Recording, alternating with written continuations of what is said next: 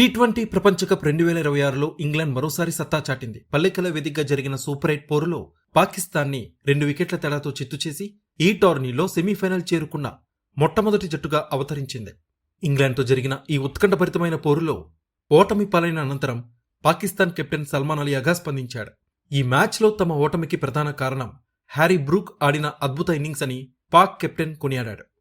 Match ముగిసిన తర్వాత presentation వేడుకలో సల్మాన్ మాట్లాడుతూ, మేం బ్యాటింగ్ని బాగానే ఆరంభించాం, కానీ అనుకున్న రీతిలో ముగించలేకపోయాం.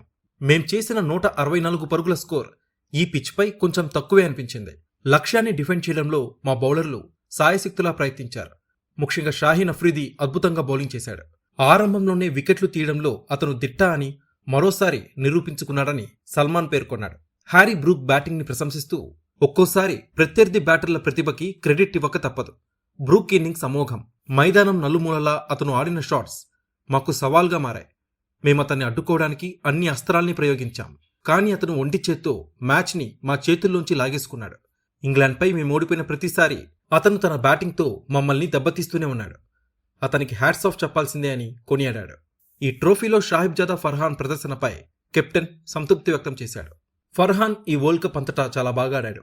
ఈ మ్యాచ్లో కూడా అతను అద్భుతమైన అర్ధ సెంచరీతో ఆదుకున్నాడు. అయితే ఇతర బ్యాటర్లు ఆశించిన స్థాయిలో రాణించలేకపోయారు. ప్రపంచ కప్ లాంటి పెద్ద టోర్నీల్లో ఇలాంటివి జరుగుతూ ఉంటాయని అభిప్రాయపడ్డాడు. చివరి ఓవర్లలో మొహమ్మద్ నవాజ్ బౌలింగ్ ని సల్మాన్ మెచ్చుకున్నాడు.